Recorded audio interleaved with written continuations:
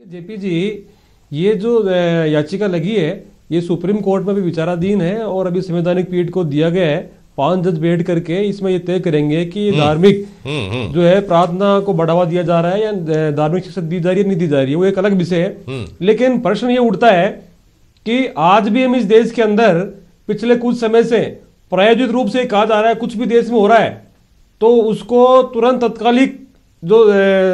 प्रभाव से जोड़ करके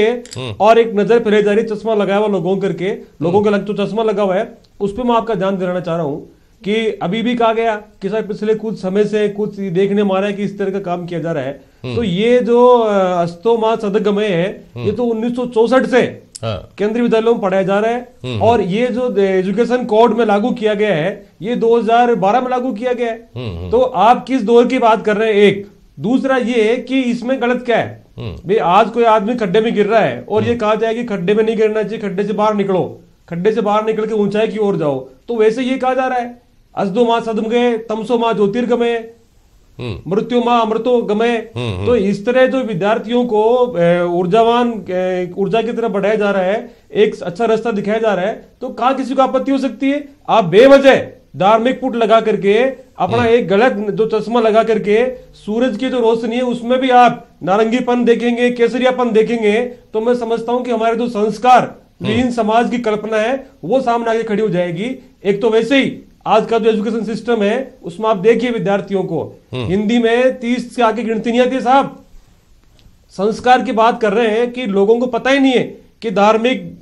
चीज तो आप छोड़िए, हमारे जो महापुरुष है इस संस्कृति के अंदर 5000 साल की जो गंगा जमुना तहजीब है इसके अंदर न इसको बाबर हिला पाया न इसको अकबर हिला पाया, उसके बावजूद आपकी आंखों में चश्मे लगे हुए और आप ये कह रहे हैं कि केवल जो है वो संस्कृत में ये श्लोक लिखा हुआ है तो इसका आपने धर्म से जोड़ दिया इसको। हमारे देश के अंदर लोगों को महापुरुषों के जो हमारे नायक है उनके कथा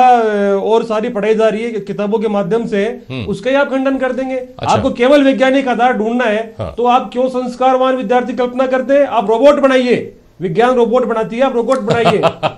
आप केवल ये कहा कोर्ट में बात तो निकल कर क्या है, 1 मिनट बात खत्म करता हूं जेपी जी, कि ये इसका आधार जो उपनिषद है तो विज्ञान का आधार तो ऋग्वेद है, बंद करिए ऋग्वेद को, पूरे विज्ञान को बंद कर दीजिए आप। आज भी जयपुर के एसएमएस मेडिकल कॉलेज के अंदर वैज्ञानिक शिक्षा से पढ़ा हुआ MBBS doctor MD doctor last में ये कहता है कि भी आस्था बढ़ी है और आज भी बॉम्बे जी महाराज की वहां पे नीचे जाकर के और तहखाने के अंदर डोप दे करके डॉक्टर आ रहा है, मरीज आ रहा है, इलाज कर रहे हैं। तो हमारी जो मान्यता है, संस्कार है, संस्कृति है, इस पे आप हमला करेंगे और तत्कालीन घटनाक्रम से जोड़ के कहते हैं कुछ समय से माहौल बिगाड़ा जा रहा है। तो सूरज, चांद, पेड़ों का हरापन ये सब हमारी प्रकृति है, इसको हमें छोड़ करके और इस पे आरोप लगाना गलत है।